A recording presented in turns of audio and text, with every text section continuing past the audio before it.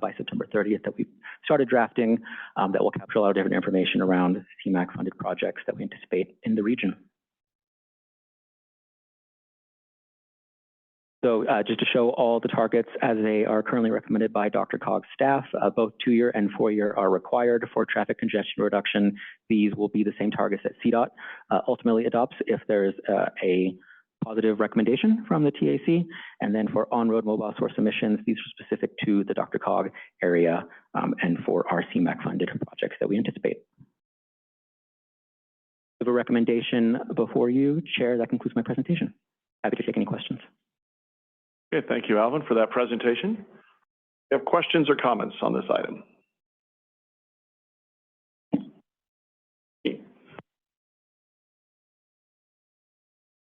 Alvin, thank you for that excellent presentation. A lot of good work has gone into this. Oh, Jean Sanson, City of Boulder, sorry. I just have a question about the data. So the on-road mobile source emissions reduction data is only showing the 2-year target and 4-year target as a bar chart, as opposed to sort of the trends that we're looking at for the other data. And I just think it'd be interesting to understand what the baseline is of the trends that we're working with there to get some context. But perhaps there's a reason it's shown that way. Oh, that's a great question. Since this was using or recommending using the previous methodology of average benefit reduction per dollar, when we first looked at it 4 years ago, we did provide some of that baseline information to see where or how CMAQ-funded projects were getting obligation and what emission reductions were being recorded each year. We did a number of different explorations of scenarios. It jumped around a lot. There wasn't any actual trend depending on the particular methodology you might have been looking at, whether it was just a straight trend line, estimating what projects in the TIP might potentially have that emission reduction. Since it's tied to obligation and not project completion, there's a little bit of a quirk in what we're reporting, but can provide some of that supplementary information and go back to some of those examples just to provide some better conversation for y'all. A question? Other questions or comments? Yes. So Sakata, Environmental Special Interest. Alvin, again, thank you for that presentation. My question is also about data and not questioning, just curious. On slide 5, the source of data for understanding because we also seem to understand there was a trend and that's changing.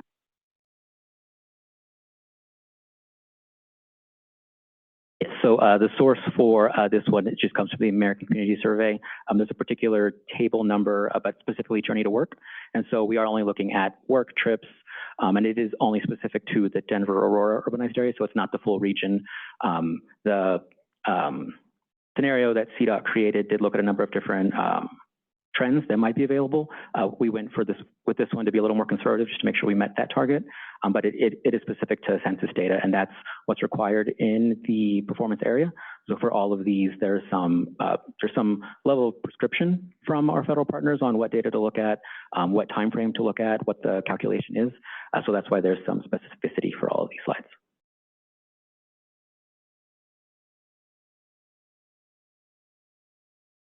Other questions, comments?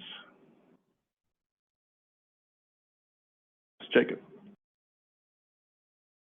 Yeah, thank you, Chair Schmitz. Going back to Jean's excellent question, Alvin, please correct me if I get this wrong, but just to be clear, there are a couple things going on with the CMAQ performance measure. One, as Alvin said, is at the time of obligation. So it's not that you've implemented the project and you tried to come back and measure its effect on air quality. It's at the time of obligation of the dollars.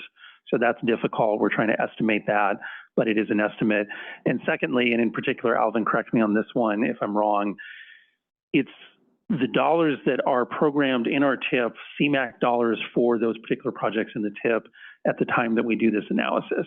This is not a regional measure in a sense. This is not a measure covering everything that we do, every type of project that we fund. It's basically, you know, a dumb analogy is if you go to a restaurant that has like 50 menu items and you're a food critic and you try 5 of them, well, you tried those 5 items that night. If you came back in a month and tried a different 5, you could get a completely different experience. And that's a little bit with what we're wrestling here in terms of an overall trend line or how this data changes over time. Is that fair, Alvin? Yes, thank you. you for that context. And now we're all hungry. Thank you for that. I have one other question too, actually. If you can go to the very last slide showing the trends. I guess, yeah, one right there. I guess my one question for the annual hours of peak hour excessive delay. So all the trends, right, we're designed to go up, so the targets go up, but that one we're designed to go down, but the target went up. I guess I'm just trying to understand why that target's rising if we're trying to go down.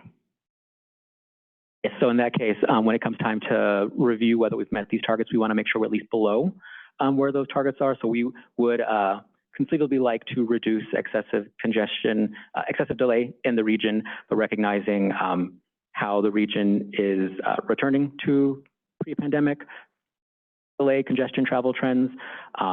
Wanted to at least reflect that. The three scenarios that were modeled by CDOT, we did end up taking the more conservative just to make sure we stayed below that when it came time for target setting. While we are increasing, we would at least like to stay below the values that are shown on the slide. That makes sense. Still looks weird. But... Any other questions or comments?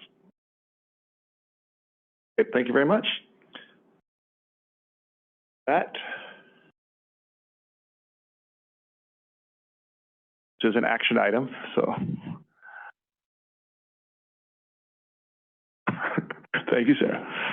Sarah Grant, City and County of Broomfield. I will move to recommend the traffic congestion reduction and on-road mobile source emissions reduction targets.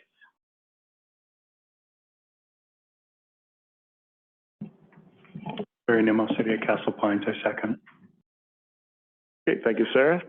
And Larry, we have a motion on the table. Any further discussion on this item? Okay, with that, all who are in favor, please signify by saying aye.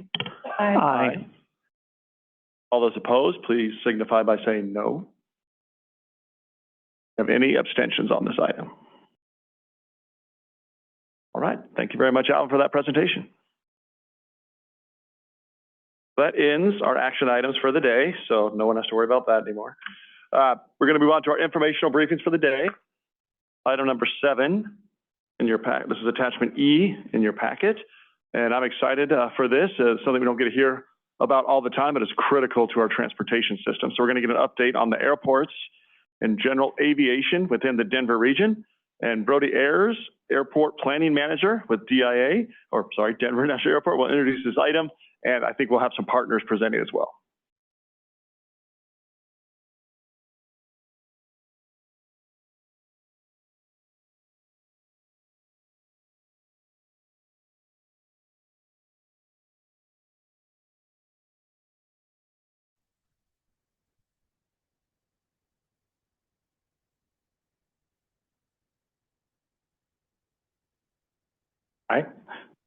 Hi, good afternoon. Brody Ayers, Airport Aviation Special Interest Seat. So thanks for having us out. We talked to Alvin and Jacob about this. It's been a long time since we've had aviation come and do a presentation. So happy to be here. As in the memo, right, aviation, and especially in the metro area, is an integral part of our transportation system. The biggest reason I moved to Denver many years ago was the robust aviation system that's here in Colorado and in Denver Metro. So what we have on is Dave from CDOT Aeronautics. He's been there since 2015, and he's had a pretty robust career before that too. Also with us is Mike from Centennial. He's our homegrown talent coming out of Metro State, and has worked at Centennial since he was an intern, which is quite impressive. And then Eric is a alumni of Embry-Riddle, which is one of the larger aviation colleges in the country, and it's been with us in the region for a little bit, working up at what I used to call DRCOG, but it's a Rocky Mountain Metro. It's a proper term for the airport. So really glad to have them here. I'm going to turn over to Dave, who's remote, and then we'll walk through. We'll go from Dave to Mike to Eric. Thanks, everybody. Thanks, Brody. Can you all hear me okay? Yes, Dave, we can hear you great. Excellent. I appreciate it. I am so sorry I'm not able to be there in person. I summoned one of these supposedly new electric flying cars to come to my house so I could go from meeting to meeting. Unfortunately, one never showed up, so you're stuck looking at me on the big screen today. But I appreciate the opportunity to be here. Again, I'm David Ulane. I have the privilege of serving as the Aeronautics Division Director for CDOT, and I also had the privilege of serving in Brody's role on the TAC from 2020 to 2022. So good to see some of all of you again. But I just wanted to give you all a quick overview of our division and how we work to support airports and aviation really across Colorado, not just on the Front Range, but across Colorado as part of our state's multimodal transportation system. And as we do that, we look at it through, I think, especially currently, really three pillars of our statewide vision. And if you can advance to the next slide, I would appreciate that. But what we really want to do is make sure, we went too far, there we go, that we want to position all 76 of our public use airports as a connected network of economic generators, essential lifelines, and viable assets rather than just an individual piece of infrastructure that serves just one community. And I think as we go through my presentation, you'll see how that works, not just here on the Front Range, but really all across Colorado from Julesburg to Cortez and from Rangeley down to Springfield. You can advance the slide, please. And as we look at that, we really look at it currently through really three major lenses. One, that of economic benefit. Two, that of a community lifeline, especially for our more rural communities outside of the Denver metro area. And certainly every year with wildfire response, but more so this year than in many of the years in recent history. Next slide, please. So from an economic impact, airports and aviation across Colorado are a huge economic engine for Colorado. And it's really interesting. I know Brody knows this better than anybody. The largest single economic engine in the entire state of Colorado, regardless of industry, is Denver International Airport. But statewide, our airport systems support almost 350,000 jobs, with a payroll of over $23.5 billion. And that system statewide generates over $40.3 billion of total value added or economic output, whatever term you would prefer to use. But this is all derived from our state's aviation economic impact study that we conduct every 5 years. It was most recently updated in 2025. And if you're interested in seeing all of the data aggregated on that statewide, not just for Colorado or for individual airports, but for the whole state, you can go to coloradoaviationsystem.com, and all of the details about that for all of our communities and all of our airports is on that website. Next slide, please. Certainly, when you get outside of the Front Range, but really here in the Front Range, and I know Mike realizes this at his airport with emergency access and life flights, but when you get out into rural Colorado and you have a life-threatening medical emergency, a lot of times your only hope to get to a critical care hospital is going to be an airplane taking you from a rural airport to a more major metropolitan area to get the care that you need. Or in the case of a situation like the Boulder floods in 2013, that airport right here on the Front Range became the focal point of the evacuation for all of those community members up in that region. In fact, in 2013, over 1,200 people were evacuated by air to the Boulder airport where they got services and support that they needed. That at the time was the largest aviation airlift in the United States post-Hurricane Katrina, and the Boulder airport was a key part of that. Emergency access is a big deal. Several years ago, we funded a new runway at Del Norte, way down in the San Luis Valley, that allowed their new hospital to transport critical care patients directly to larger communities. Up until that point, their runway was not big enough to support air ambulance aircraft, but we helped fix that from CDOT's perspective by providing them with funding. And 8 years later, there's a couple of very cool stories on our YouTube channel about folks whose lives were saved because they were able to fly out of that airport rather than having to be driven to either Alamosa or Pueblo. So some great stories on the community lifeline aspect with airports across Colorado, especially the general aviation airports that do not support commercial air service. Next slide, please. And of course, everybody's been paying attention to the news now, but airports big and small, whether it's Eric's airport over at Rocky Mountain Metro Airport or Glenwood Springs, right there in the heart of Glenwood Springs, airports across the entire state as we speak are providing access for aerial firefighting aircraft, be they heavy helicopters like the Sky Crane on the left, or some of the larger air tanker aircraft that operate out of Colorado Springs, Durango, and Grand Junction. Without our airport system, the ability for our public safety folks to fight those fires would be absolutely limited. And so airports all across the state, depending on where these fires are each season, really are strong supporters of activities like this to keep the public safe. Next slide, please.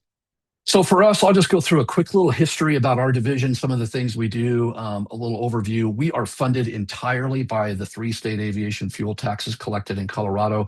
In the interest of time, I won't get into all of those, but those 3 state aviation fuel taxes this past fiscal year generates about $56.5 million for our division to do what we do. And we're very fortunate. Our division does not get federal money. We do not get CDOT money. We do not get general fund appropriations. We are continuously appropriated just through these 3 state aviation fuel taxes. And if we can go to the next slide, we can talk about how that money goes back out the door. Under state statute, 100% of those fuel tax revenues have to be invested by our division back into the airport system. Again, all across Colorado, not just the big airports, not just the airports here in the Denver metro area. Right off the bat, 2/3 of that $56 million or so goes right back to the airport where the fuel was sold. So every month, our division's business office cuts reimbursements to airports like Mike's and Eric's with funding that they can use to do whatever they want to do on the airport as long as they use it for aviation purposes.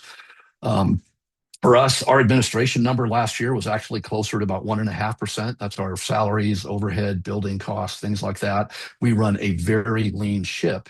And the remaining roughly 1/3 of those revenues, those tax revenues, go to support a variety of programs. I could spend an hour talking about all the different things we do to support airports and aviation. But if we can go to the next slide, I'll talk about the one that they really work on, and that's our aviation funding program.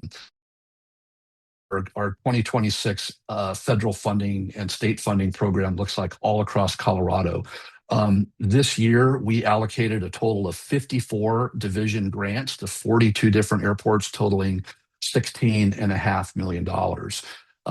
If you look here, about 2/3 of that, actually a little more than that, went to just state and local projects that do not have any federal funding. That's that top dollar amount. That's smaller airports that either are not eligible for federal funding or projects that just are important to us but don't rise far enough up in the federal priority list to get FAA money. The other program we have is what we call our federal match program. And for airports, the 49 airports in Colorado that do receive federal funding, they're required to come up with a 10% local match on any federal funds. Well, our division will help pay for half of an airport sponsor's local match up to $250,000. So you can kind of see, I won't go into all the detailed numbers there, but go down to the far right corner, not including Brody's Airport over at Denver International. This year, we will see over $200 million of total investment in our airport system between federal, state, and local partners. So just an incredible story to tell here in Colorado. One of the questions I get asked a lot, no, our division, unlike my other counterparts at CDOT, we do not touch any federal dollars. All of the FAA money that goes to airports here in Colorado is granted directly to those airports and does not flow through our division. So it really makes our team's job much easier to not have to do that. We go to the next slide, please. So just to wrap up, looking to the future, I think something that's certainly of interest, I know to Mike and Eric and a lot of the airports here on the Front Range, is this next generation of alternatively powered aircraft, be that the electric vertical takeoff and landing air taxis that I joked about at the beginning, all the way up to hybrid hydrogen and hybrid turbine powered regional airline aircraft. There's a whole new generation of airplanes entering the world that are going to make aviation more environmentally efficient, safer, more environmentally conscious, and certainly more efficient for everybody. So we're excited to support that. Last year, we released a report that we commissioned then to the National Renewable Energy Lab to do for us, now the National Lab of the Rockies, that took a look at what our airport system needs from an infrastructure standpoint to get ready for battery electric general aviation airplanes that will help reduce noise and lower the cost of flight training here in the Denver metro area. again, all the way up to hydrogen-powered aircraft that will be much larger and have the ability to carry more people longer distances. So that is on our website as well, colorado-aeronautics.org. But we're excited to partner with all of our airports to really develop this next generation of airport technology and make Colorado a leader in leveraging these new technologies for the benefit of everybody across the state. So Brody, again, thanks for the opportunity to do this today. Again, apologies for not being there in person, but happy to answer any questions at the point where you all want to do that.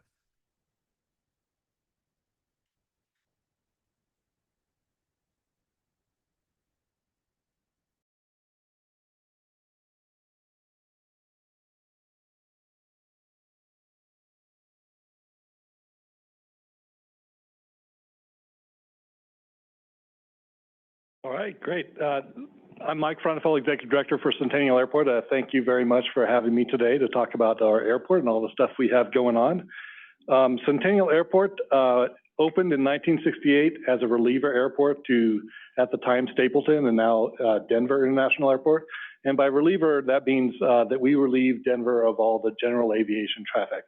So general aviation, by definition, is everything except for scheduled commercial air carrier service. And so there's any number of different things that we'll talk about that we handle as opposed to having Denver have to handle that kind of traffic. We're located in the Denver South area.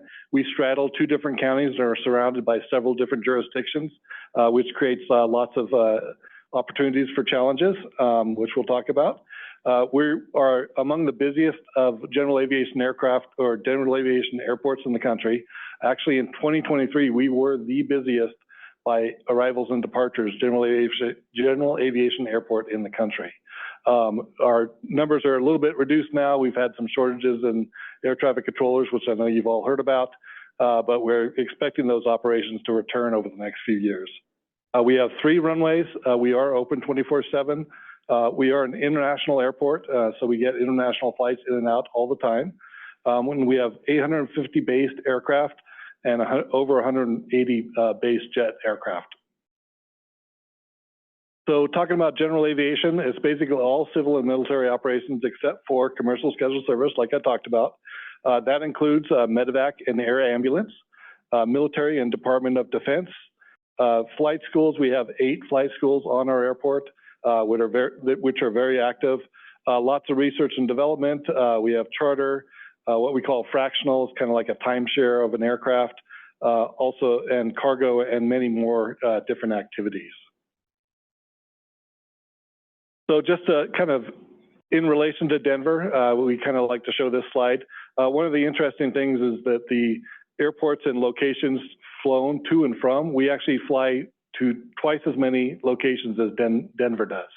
Also, states flown, we fly to all 50 states, usually by February. We've touched all 50 states. And then internationally, this just highlights what an international airport we are. Denver goes to 46 international destinations, we go to 41. So we are a very, very active airport. Like Dave Elaine touched on, the Division of Aeronautics does a study of the economic impact of all the airports in the state. And they've been great partners to the airports in doing these studies.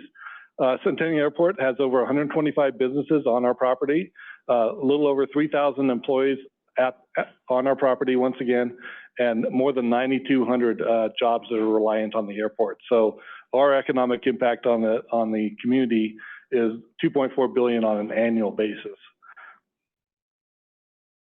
Our revenue sources, we are financially independent. We don't accept any external tax dollars coming into the airport. It's all paid for by the users of the airport.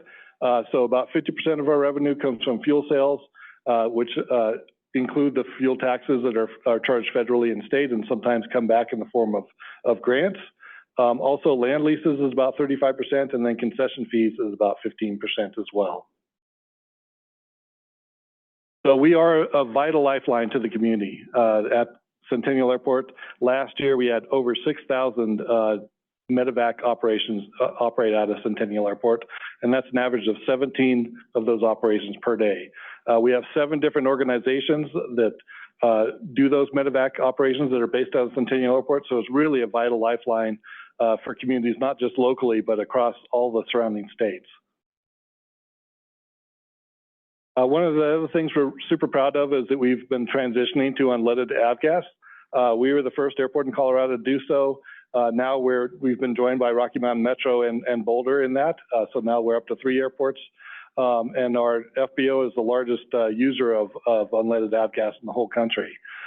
So we're really excited about that. The Division of Aeronautics has been a really good partner in this effort. They helped out with some passing legislation early on that allows them to give out grants from the Division of Aeronautics. So we've been the recipient of 2 grants from the Division of Aeronautics to help pay to subsidize the cost of the unleaded, because we want people to use it, so we want the cost of it to be the same as the normal avgas on the airfield. The other step, and I don't have a slide for this specifically, but we're really also, as Dave Elaine mentioned, moving towards more electric aircraft. Next year, one of our flight schools is scheduled to receive 2 electric aircraft, and the following year, another 4. And so, although the unleaded avgas is a step in the right direction environmentally and for health, the electric aircraft will be a much bigger step. We have an entity on the airport that's going to be serving those electric aircraft, not only the electric trainer aircraft, but also the eVTOL, the vertical takeoff and landing aircraft, so that we can get Dave to some of these meetings in person. Also, a big factor at all airports that are located in the metropolitan area is the noise abatement. And we really spend a lot of time and resources addressing our noise issue, and we have so at Centennial for decades. We have 2 full-time employees that address some of the noise stuff. We have a permanent noise monitoring system with monitors in both counties and all the different jurisdictions. We produce monthly noise reports, and we have a monthly noise roundtable that's made up of representatives from the community. We also are one of the few airports in the country that's put together a study group that includes FAA personnel. One of the challenges that we have, and I know Eric sees as well, is that the airport, we have jurisdiction over the ground and the management of the airport itself. We do not have jurisdiction over the airspace. That's the jurisdiction of the FAA. And so it's really critical to convince the FAA to be a partner in addressing some of the noise and environmental concerns, and they all haven't always been a ready partner. And so we were very successful in getting the study group together that's addressed some of the concerns to the Greenwood Village neighborhood to the north of us. We also have set up quarterly noise abatement and safety meetings with our flight schools, which we feel have been very effective with getting the word out. We also have a separate noise site, a flight school dashboard, so we can grade our flight schools that we've rolled out earlier this year.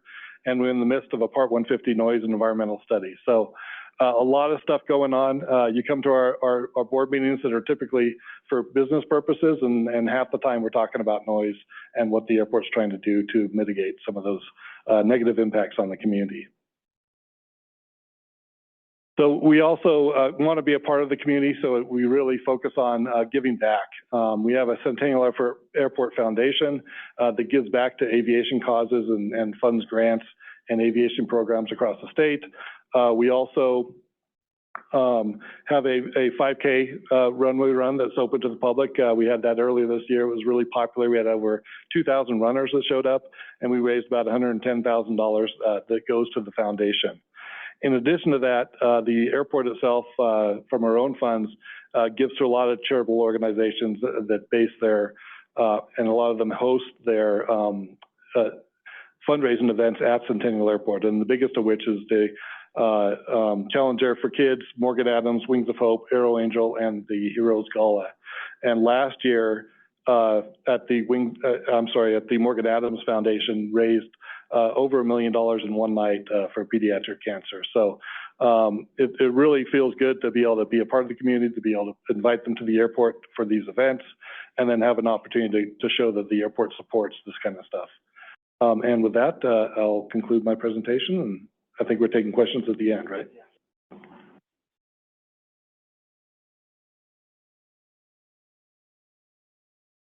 Hi, good afternoon. Like I said, Eric Dahl, Airport Director, Rocky Mountain Metropolitan Airport. Hey, So Rocky Mountain opened in 1960, September 4th. We had a nice little grand opening. As Mike said, we are a general aviation reliever for DIA. We are the second busiest general aviation airport in Colorado, normally a little bit behind Centennial. Maybe one day we'll catch up. We are a 24-hour operation, as are most airports in the state in general, and we have 3 runways and about 450 based aircraft. Our primary users we're a Part 139 certified airfield, unsimilar to Mike and Centennial. The FAA comes and audits our airport every year, and we have the capacity to provide commercial air service if we so choose to do so. We're a wildfire helitech base. One of our main customer or airport users is Pilatus. We have a lot of corporate flight departments located at the airport, and as Mike said, we are a big charter destination as well. NetJets, and other fractional ownerships. And we have 4 major flight schools. So Mike has us beat out there. Yeah, well, you can have mine. Okay. For arrivals and departures, we had about 31,000 or a little less than 32,000 flights in 2023 to about 1,200, 1,300 places to all 50 states and 32 countries. Mainly, we're seeing a lot of flights come from overseas for Pilatus. They get manufactured in Switzerland and then fly in over the Great Circle and come here to Denver. Denver is Pilatus's headquarters for the United States.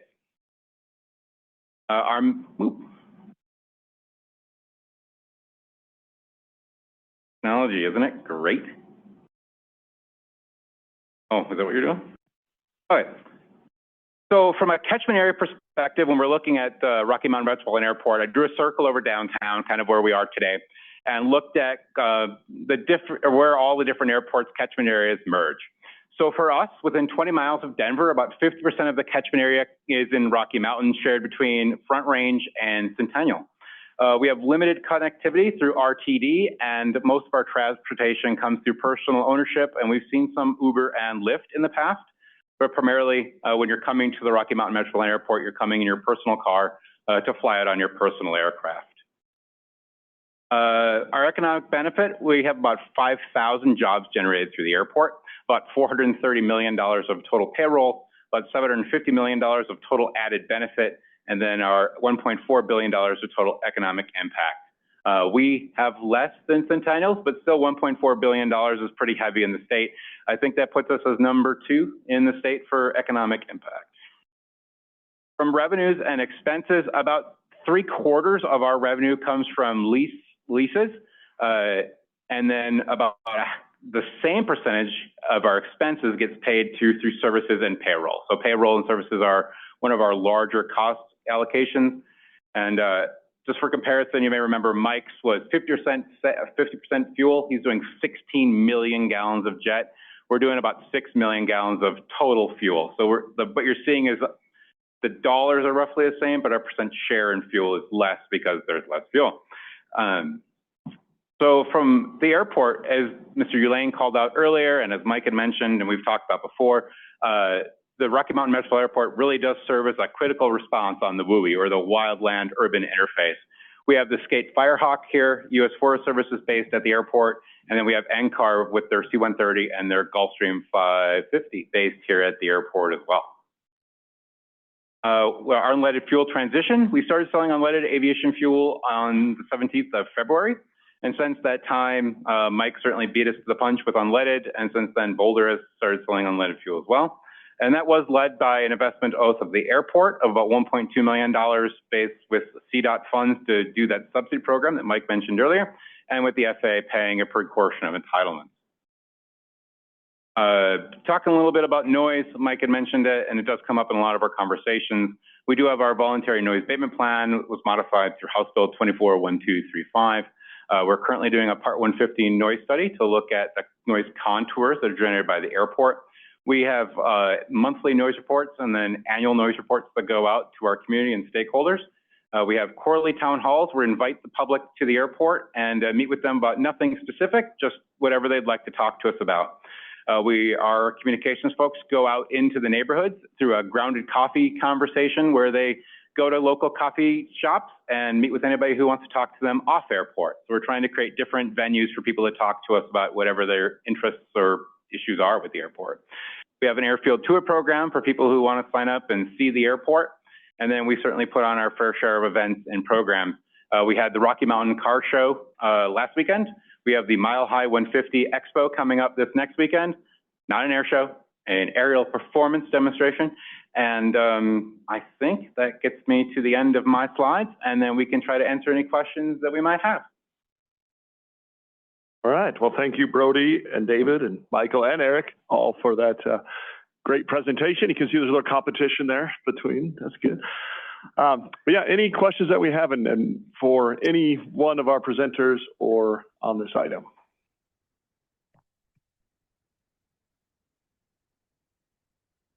Or comments as well. I certainly know being in Lone Tree right by Centennial Airport, right, we see how many, it's amazing the amount of airplanes that are constantly going in and out of there.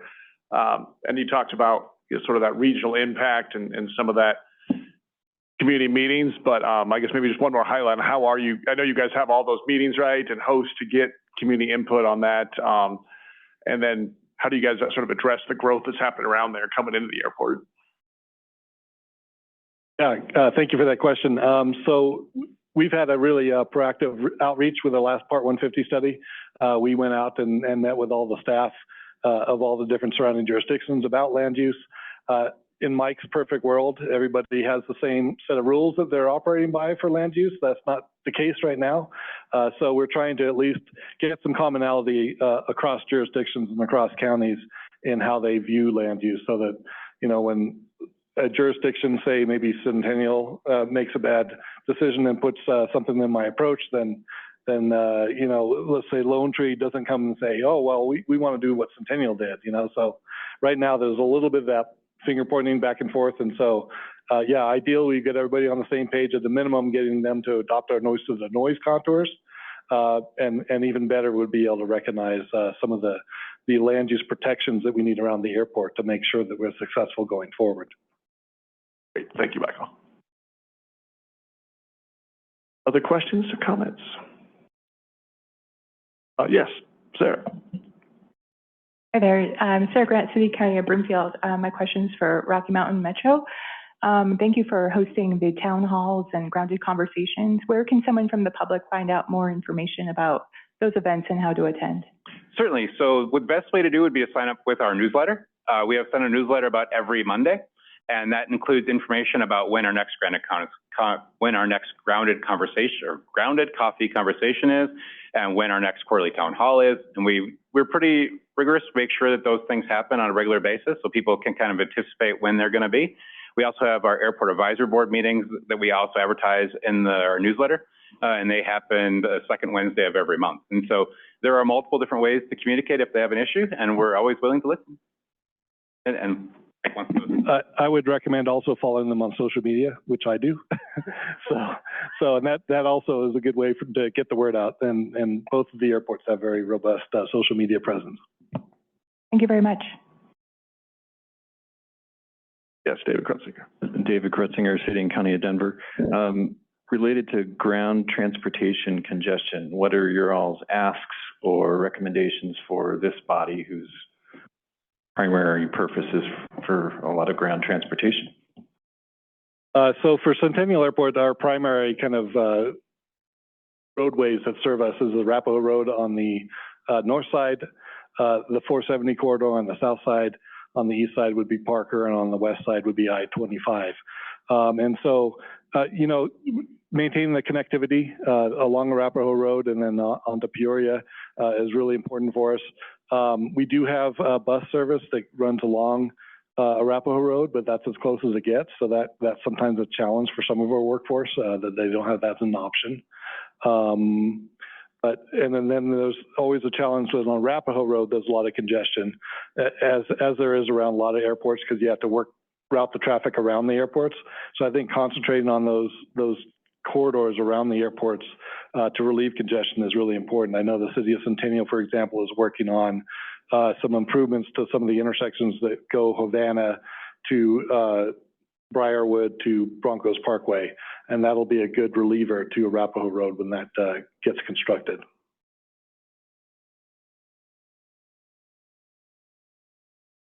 I suppose the only additional, Rocky Mountain's actually located on major thoroughfares. We have 36, 128, 120. The other aspect that probably would be pertinent to the airport would be Indiana. Indiana is always under work, and improvements to Indiana are always helpful for the region connectivity. So if I was going to call anything, Indiana investments is good.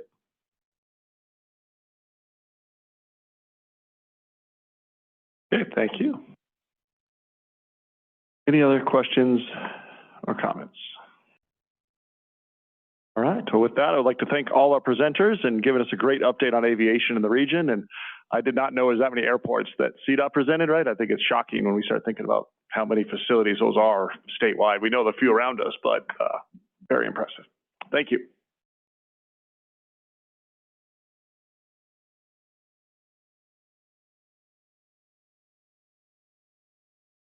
All right, up next is item number 8. Looks like Todd gets to try to follow that up. So that'll be the 2029 to 2032 Transportation Improvement Program Development Update, Multimodal Transportation and Mitigation Options Fund. This was attachment F in your packet, and presenting will be Todd Cottrell, Program Manager of the Programming and Project Delivery Team.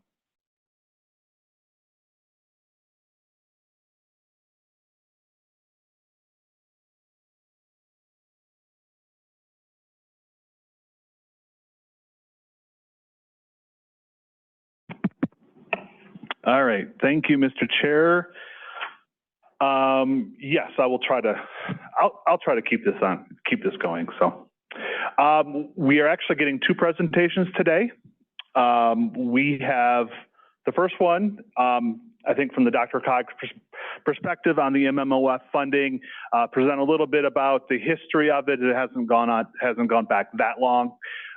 We'll talk a little bit about what has happened in the last couple of years and how that impacts the tip calls that are coming up. And then we have Michael Snow here from CDOT, who will first correct if I did anything wrong. But second of all, I think more importantly is explain maybe the impact to those sponsors who have projects that currently have MMOF funding. So again, we can go into a little bit more detail on pertaining that aspect.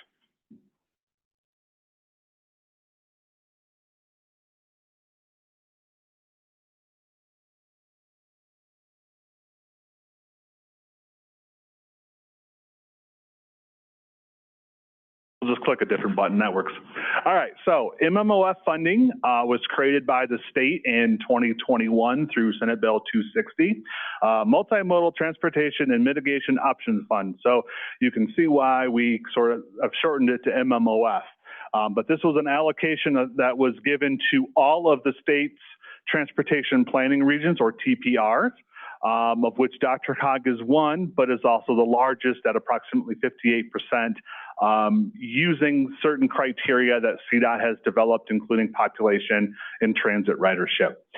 That 58% translates over to approximately $8 to $11 million per year.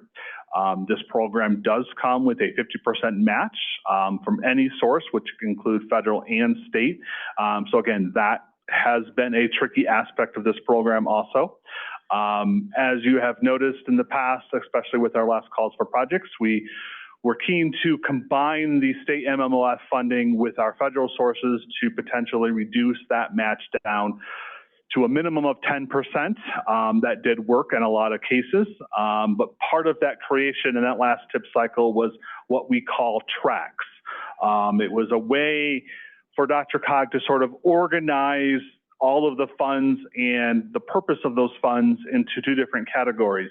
One was an air quality multimodal source. That's where we primarily use the MMOF funding, but again, it sort of helped us realize here are all the projects that have like eligibility and can use these sources, combine them together to potentially reduce it down to 10%. The other being the STBG track.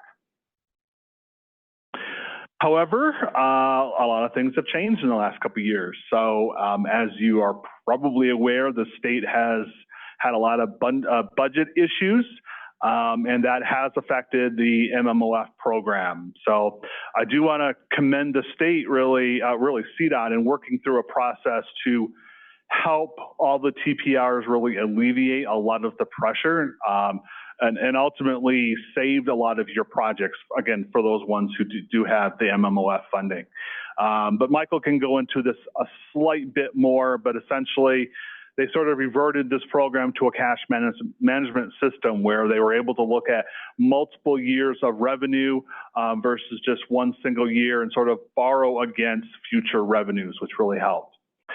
But ultimately, in terms of for DRCOG, a little over a year ago, back in 2025, we were staring down a approximate $29 million reduction over a 3-year period, 25 to 27. But in the end, considering that was such a high amount, we had minimal disruption, I would call that.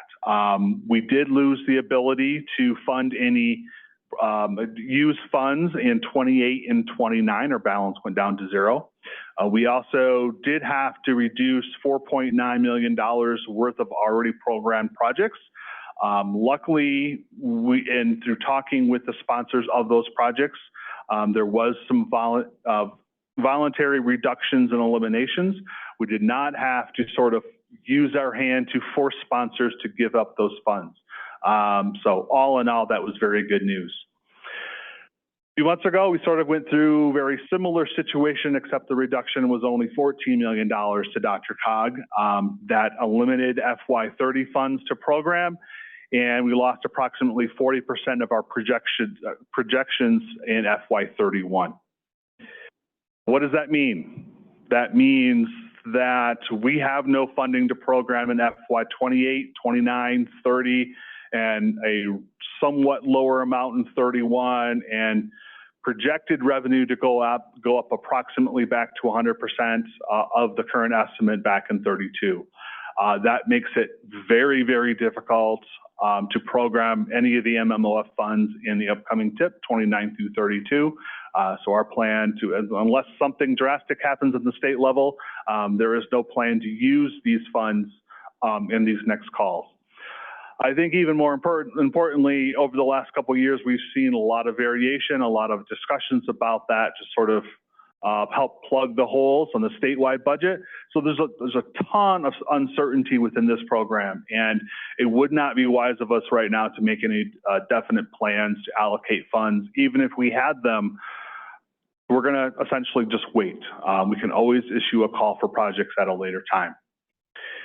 If we do not have MMOF funds, there's really no point in using the tracks. I know it did add sort of an extra layer of confusion. I think there was a benefit to them at the time, but without having that reduction in combination of funding sources together, it does not make sense to continue using those tracks. So we will, we can bridge that conversation if the MMOF funds do come back in the future. But that's sort of the plan as of right now. So with that, I will turn it over to Michael, and maybe we can take questions all together here at the end.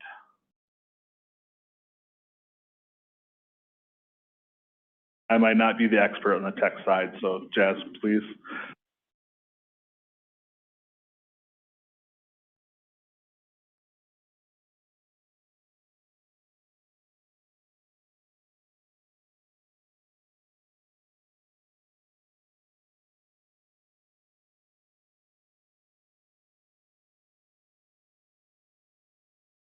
Okay. Very good. Hi, Michael Snow. I'm with CDOT's Division of Transportation Development, and specifically in the Main Streets and Active Transportation group. I have been managing the multimodal options program since its inception. I wouldn't dare correct Todd on very much. The only thing I would change is that the program was actually created by the legislature in 2018 at a time when we got just a flat amount of state funds into the program. Senate Bill 21260 is what established our long-term and ongoing sources of funds, in addition to the large amount of ARPA stimulus dollars that came to the program. So that gives you an idea of the lifeline of the program. I'm going to jump around on this a bit. This is a slide deck that we presented to the Statewide Transportation Advisory in June.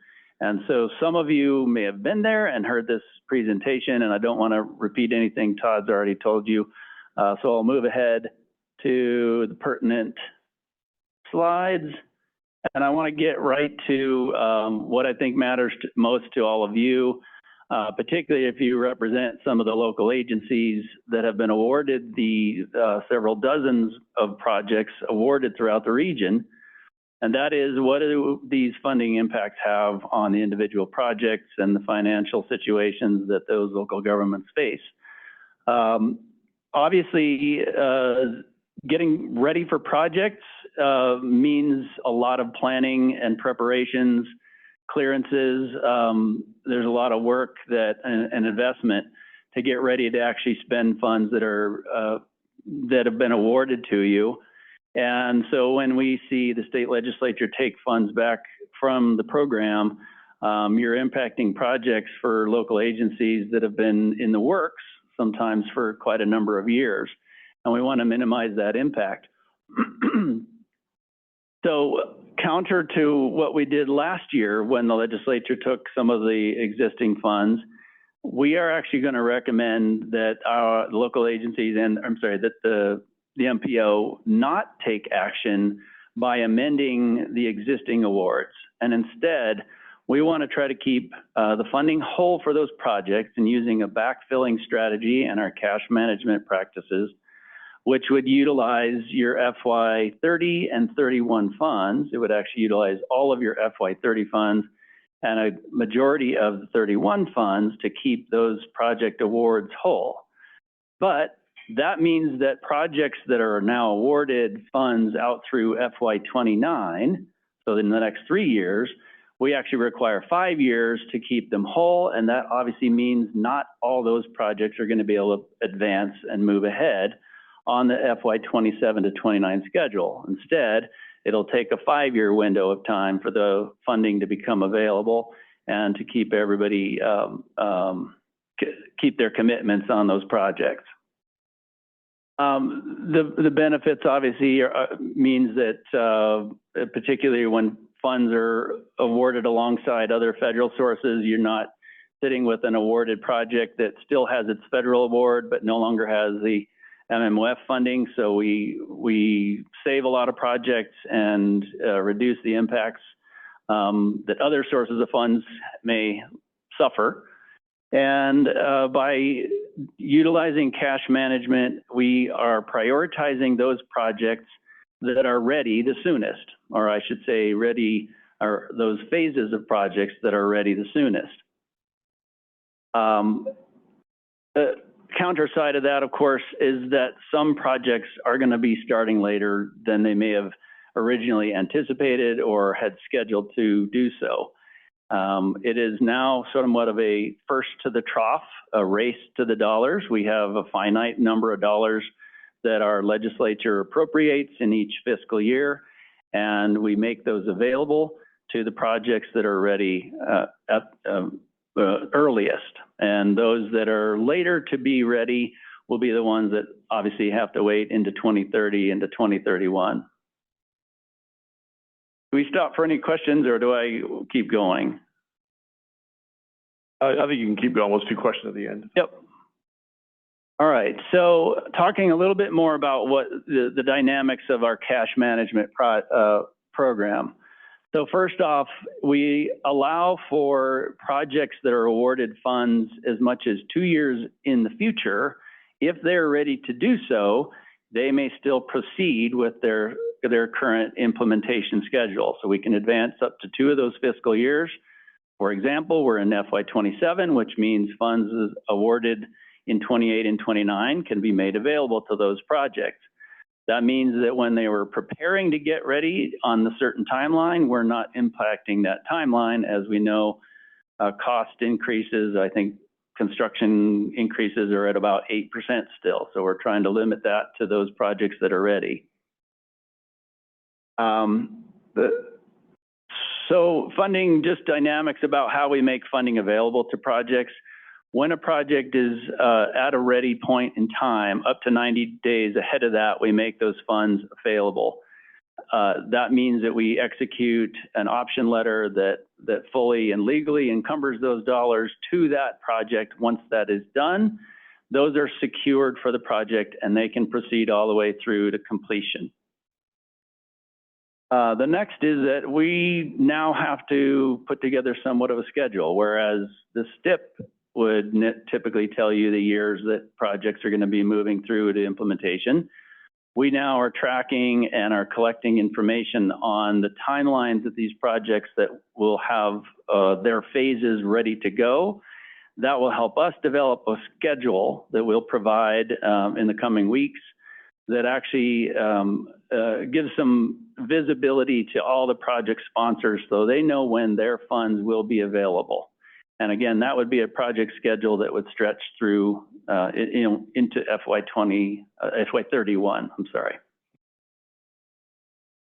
Okay, so next steps, we are basically, there's nothing for the MPO to take any actions at this time. As I said, we're not recommending an amendment to existing awards, but rather to use the cash management strategy and stretch that 3-year window out to 5. We will, I think CDOT's already, DRCOG is already planning to withhold awarding additional funds, and that is well advised with the volatility we're seeing. Local agencies, this is no different, but we always encourage the local agencies to remain with close coordination with their project managers through CDOT. We need to know, obviously, the stage of development and readiness that they're in, and that's going to be to your benefit to communicate closely with your project managers at CDOT on project schedules.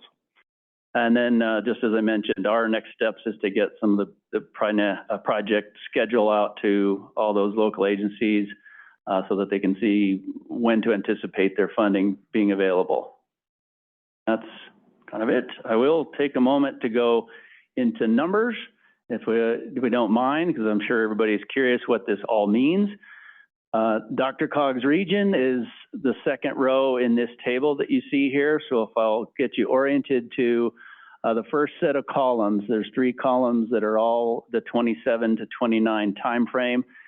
You can see that DRCOG has $31.8 million of its allocation awarded to projects, but with the reduction seen from the legislature, that time window now has just $17.6 million available, and the shortfall being around $14.1 million.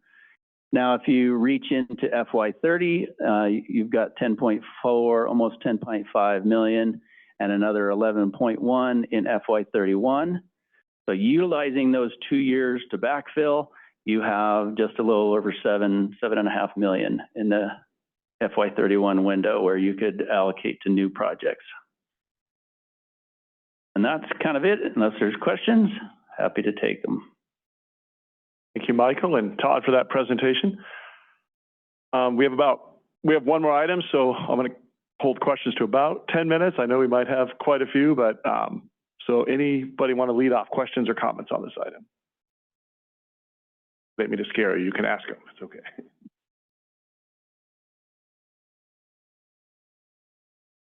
Yes, Jacob. I'm going to do it.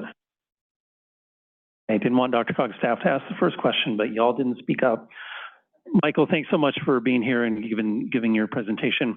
Could you actually go back to your first slide, please? Because we've said this in different ways, but you actually have it very clearly on your first slide.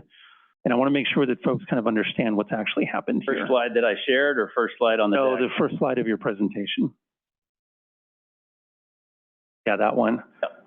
So as Michael says here, I just want to be clear that in this last legislative session, the General Assembly eliminated 3 years of the general fund transfer, which, right, Michael, is about half of the revenues coming in, give or take? Yeah, actually, you'll see on the next slide, towards the bottom there, once you get through all the distribution, the splits between the state and the local program, the allocations to the regions, including DRCOG, that is a reduction of 48.3% of the previous allocations in the 3-year window. Yep. And then if you could go back. So that was a 3-year elimination, and there were a lot of folks who fought really hard to make that only 3 years because the original proposal from the Joint Budget Committee during legislative session was to permanently eliminate that transfer. So 3 years is better than forever, but that's a thing that happened. The other thing that happened in Michael's second bullet is that the local share, which traditionally had been 85% to you all's local governments and 15% to CDOT, is now 30% CDOT, 70% local governments. So the combined effect of all of this is, as both gentlemen have articulated, we're just in a real shortfall. We're in a really tough situation when it comes to these dollars, and hence the strategy that they have both laid out for the next several years. Thanks. Great questions, by the way, Jacob. Thank you for that added context. And yeah, I think that is an important piece to remember, right? At least the 3 years is where we are today. So I think that was good regional effort. Yes, Zeke Lynch. Zeke Lynch, Douglas County. I guess first just a statement and then maybe a question. Not sure if it's for CDOT or DRCOG, but first the statement, which is I really want to commend those project sponsors that took a haircut or reduced their scope in order to keep this, kind of take one for the team for the rest of us that weren't able to make those commitments. So I know there's folks in this room that have done that, and I think the rest of the region appreciates it. And my question really is around, the continuation of MMOF and some of the difficulties that we've had with administering the program. How can we take steps, or what are we doing behind the scenes to improve that efficiency so that these projects, when they do get off the ground and are really going, the local agencies can be ready to deliver those programs? Yeah. Those are, I would say, tough questions. We have been working very hard, first off, to get ahead of the game. And when I say ahead of the game, we're now to the point and in the maturity of the program that we are able to program future years awards enough in the future that they're actually ready to be used when that year comes and those funds are appropriated by our legislature. That's going to make a big difference, but it doesn't help us now. Walking into today, the last 2 years, the legislature has just looked at the fund balance and seen a very large fund balance. And that actually reflects, I think, a difficulty that a lot of agencies throughout the state face, and that is shortfall of staff and expertise. When you have surges of funding, particularly in our rural regions, more so than the urban regions, agencies that may or may not have a lot of experience in delivering these types of infrastructure projects, and then at the same time, having a lot of funding opportunities means they have a pile of projects underway and not enough staff to deliver them. So they are delayed. I mean, this is why we're able to offer projects a 2-year advance of their awards, because there are a number of them that are taking 4 and 5 and 6 years to actually get delivered. How to answer that question for you, like what do we do for them, is way too big for this time frame, I'm afraid. But all the agencies face a bit of, sort of technical capacity to deliver everything that's on their plate, and we do what we can. But mostly it's talking about it, staying apparent, staying, transparent to one another and to our awarding agencies, and seeking the help where it is.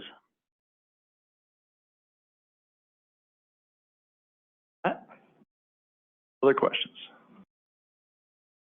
Yeah, Justin Beckley. Thank you both. Just my questions, probably for Todd. It's more about circling back on the practical implication for what we did last go around for TIP process and what we'll do this time. And you stated this, so I'm only restating it, which is to say the 2 separate applications, the match requirements, the creative finance is not a good word, but the way you all used the funding and matched them to priorities is likely to happen via a single application or something like that. And more happens behind the scenes, probably more like previous TIP processes. 100%. So in reality, a lot of the complexity goes away. Match should be straightforward. There's one application for each call. We're not having to deal with, well, which track should I be in? Am I even eligible for this funding type to be able to match it with MMOF? So I think there's a lot that will be a little bit easier to understand and process this time around. And we're only doing 2 calls. We're not doing 4. So that in itself will make it a lot easier. Okay, thank you. Yes, Alex. Alex Headright, Boulder County. I think this question is also for Todd. My understanding from the last tip with the air quality track is that the MMOF funds had a non-MMOF required match of 50%, and that was often met using a combination of federal and local funds. So if there is a potential standalone MMOF call later in FY 31, 32 that have a 50% local match requirement for a standalone call? Most likely, yes.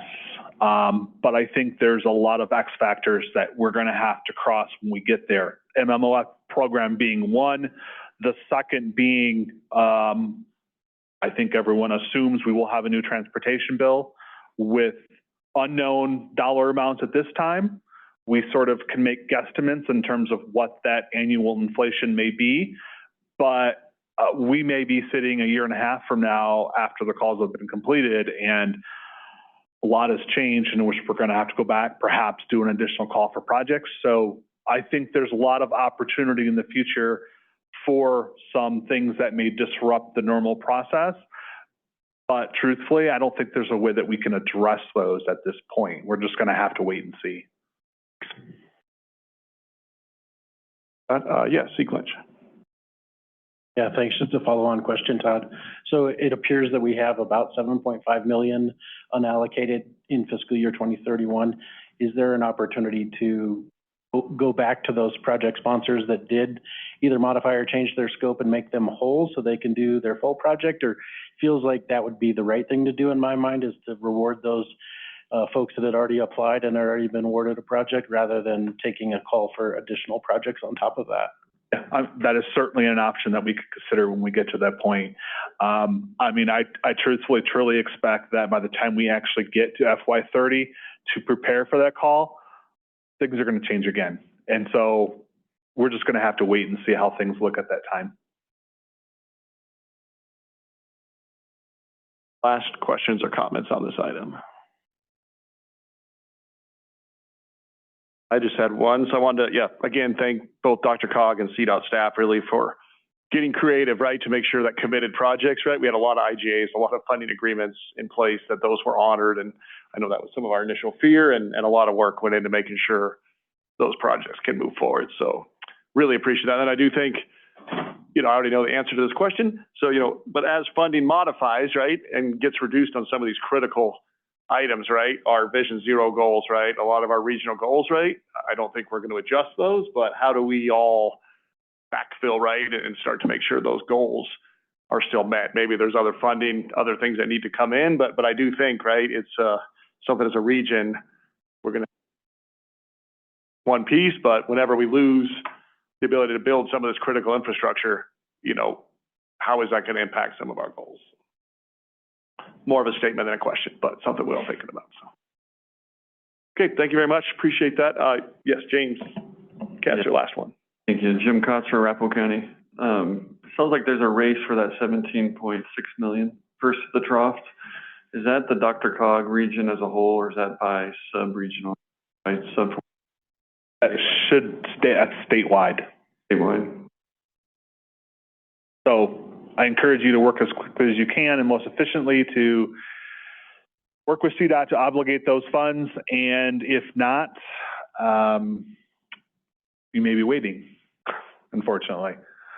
But the alternative is to not have any funds there and possibly have those returned. So there's many checks and balances built into the system, and I think CDOT's doing everything that they can to fund as much as we can, as quickly as we can. All right, thank you, Todd. Thank you. Thank you very much. And we'll make sure we give enough time for our last presentation. So thank you very much. And our last presentation for the day is item number 9. This is attachment G in your packet. Community-based transportation planning program project updates. Brittany Compton, planner, and Lauren Kurgis, planner with the sub-area and project planning team, are going to present this item.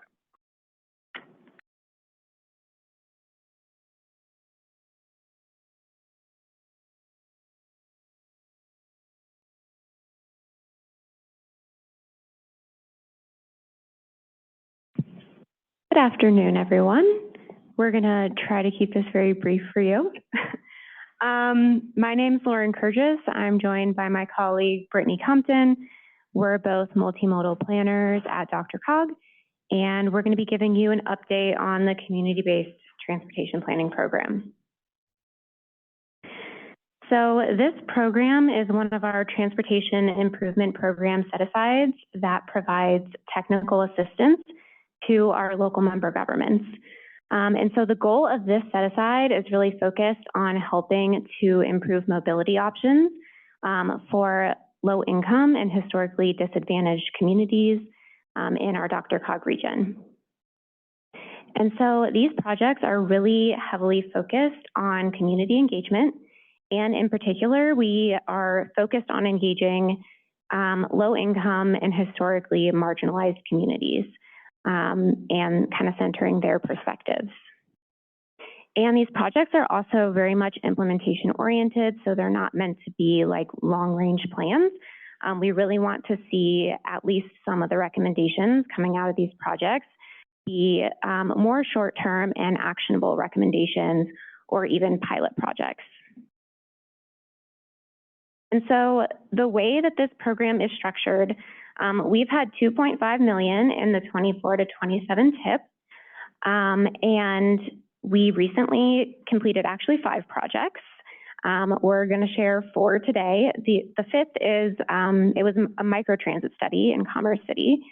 And so the way this program works is that we have a call for projects every fall, and our member governments can submit a project through that process, and then the ones that are selected are funded and managed by DRCOG staff. So we try to make it like really low barrier for those that submit. So we handle the procurement process to find a consultant for the technical work, and we maintain those funds and deal with all the fund reporting requirements and things that go along with receiving federal funds. Okay, so as I mentioned, we recently completed 5 projects. The first project is the 92nd Avenue Corridor Study in the city of Federal Heights. So this project was submitted by the city of Federal Heights because they were really concerned with some very urgent safety issues along this corridor, including a recent pedestrian fatality. And so this corridor is a 1-mile section between Federal and Pecos. It is on the high injury network. And what we found through the engagement process was that the community was also very much concerned with addressing safety and speeding. And so the recommendations that came out of this project, we had both short-term recommendations and a long-term vision. And that was really important to the city to have both. They wanted to have some short-term ideas that they could implement rather quickly to address these urgent safety issues, but they also wanted a more long-term vision that they could implement as more funding became available to them. And so the short-term improvements include some paint and post chicanes and medians and a couple of RRFB enhanced crossings. And then the long-term vision includes some raised concrete median islands, 2 roundabouts, a shared use path, and 2 pedestrian hybrid beacons. Next plan is the 303 Artway and Montbello Loop implementation plan. This project was a bit unique in that it was kind of 2 projects rolled into one. Both of these projects, the 303 Artway and Northeast Park Hill and the Montbello Loop in Montbello, are kind of existing community generated projects that needed a little bit of additional work to be ready for implementation. These 2 projects are also both focused on walking and biking improvements. And so the project team included Radian. Radian is a nonprofit planning firm who has been really involved in the 303 Artway for many years. The Montbello Organizing Committee, Denver DOTI as the implementing agency, and also the Trust for Public Land as the project nominator. And so for this project, we identified some short, mid, and long-term steps towards implementation and provided some planning level cost estimates and cross sections. But something really important that came out of this project was taking that existing work that has already been done in these communities and getting them into a place where they align with Denver as the implementing agencies, design standards, and their existing programs and projects. So that as Denver takes on new projects such as the Park Hill Park or a road repaving as an example, these recommendations are in a place where they're kind of ready to go and can be implemented. All right, I'm going to pass it over to Brittany to talk about Brighton and Pecos. Thanks, Lauren. The next project that we have is the Brighton Core City Circulation Plan. So this was submitted by the City of Brighton, and it's in one of their main streets called Bridge Street from the South Platte River all the way over to 22nd Avenue with a half-mile buffer around the study area. Something interesting to note is there was actually street widening happening just west of the study area. So it was a little bit of an interesting project. But for context, this part of Bridge Street that we were studying talks a little bit more, well, covers a little bit more of like the historic downtown area. And so there were sort of reasons to advocate for more multimodal travel in the area. Like a lot of our projects, this is on the high injury network with a lot of crashes along the area. So for the plan recommendations, like Lauren mentioned, we had short, medium, and long-term recommendations, and the shorter term recommendations have actually been rolled into Brighton's Transportation Preservation and Improvement Project starting next year. So we're excited to see some of those short-term projects start to be put in place. Some of these include striping or safer pathways for the roundabouts at US 85. There are actually 2 on the west side of Bridge Street, looking at signal updates and improved pedestrian crossings and adding medians or landscape. Another project that we have is the Pecos Corridor Study in Adams County, which is submitted by Adams County, and the study itself was actually in the unincorporated part of the county from south at 62nd Parkway north to 84th Avenue. And so this again also focused on multimodal transportation and safety. And so really making sure that we're serving all modes of users, traveling throughout the corridor safely. Another one of our streets on DRCOG's high injury network. So this plan had some short and medium term and some larger kind of longer term recommendations that may have led to more of like a redo of the road. So we worked with the community to build a corridor identity through public art, outdoor patios and landscaping as recommendations for the study, including one that I thought was really interesting, which was like a food truck area in one of the parking lots, just to kind of create a reason for people to kind of go to that area of town. Looking at improving streets for pedestrians with wider detached sidewalks. Currently, most of them are attached with no separation between the cars and the sidewalks. We also are recommending raised driveway crossings because there are a lot of driveways in that area with all the businesses, a couple of signalized mid-block crossings, and a couple more crossing improvements. And there are a couple areas where built raised protected bikeways kind of made sense to connect it to other parts of town, including the Clear Trail. Yeah, and medians was another big recommendation. And then we, of course, looked at bus stops as well. So this is a relatively new program. These are our first set of programs that have been completed outside of our pilot program, which we had two studies. So we've been learning a lot about how to, make this program better and improve things for our member governments and for like the local communities. For the opportunities that we've come across, we've found interest from neighboring jurisdictions to continue improvements along the corridor.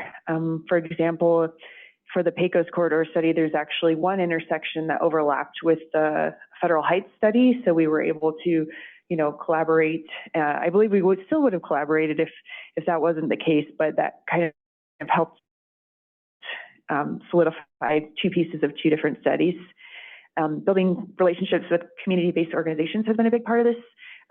So we've had a couple studies where we've had some really strong partnerships that have led to much better community engagement than we could have expected, just trying to find people on our own, and then aligning studies with available funding streams. So far, we've had a couple times where that has worked out pretty well. We always have challenges with our opportunities. The studies are usually 12 to 18 months, so it is a little bit longer, and that can, we can see fluctuating buy-in from local jurisdictions or implementing agencies, or perhaps from nonprofit sponsors, or changes with turnover in staff. So that can be a little tricky to navigate. Some studies, like in Brighton, we see that engagement with marginalized groups can be more difficult when we cannot locate a community-based organization or like a community champion for those areas. So that has created some more difficulties with reaching the people that we want to reach. And then, as in planning, is always difficult managing community expectations with long-term plans. So really making sure they understand how soon might we see these improvements, like what's the next step, trying to continue to bring them along as we move closer to implementation. As we mentioned, we also have completed the Commerce City Microtransit study.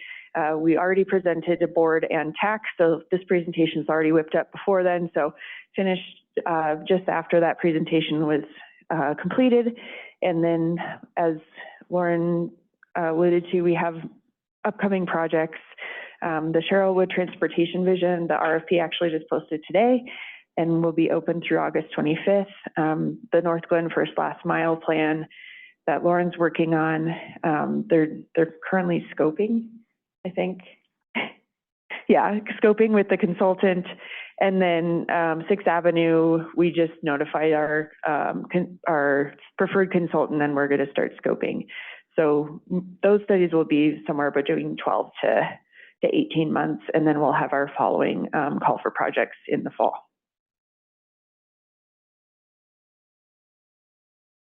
All right, well, thank you very much to Lauren and Brittany for that presentation and those exciting projects.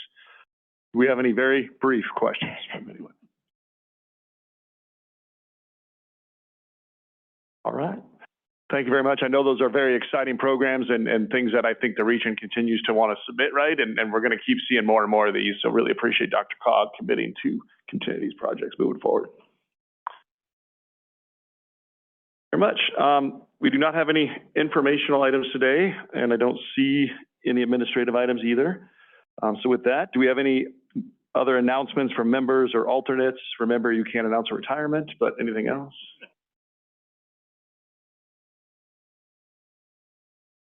I think we just have one from Jake. Oh, wait, no, Alex. Sorry, didn't see your hand, Alex. The city of Levelland reached out to me last week. They're in the market for a used bicycle and pedestrian bridge. So if anyone has one lying around they're trying to offload, Levelland might be interested. I'd expect that. Okay, that's good. Thanks, Alex. Appreciate that. That's awesome. Take it.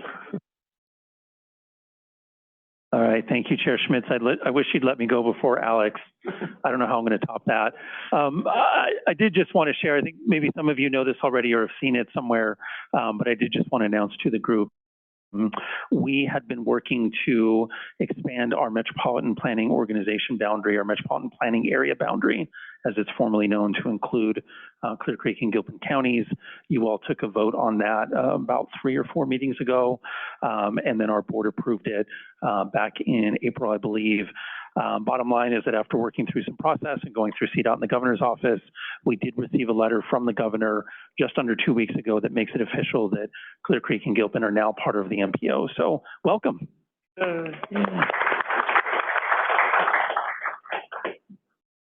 All right. Thank you, Jacob, for that.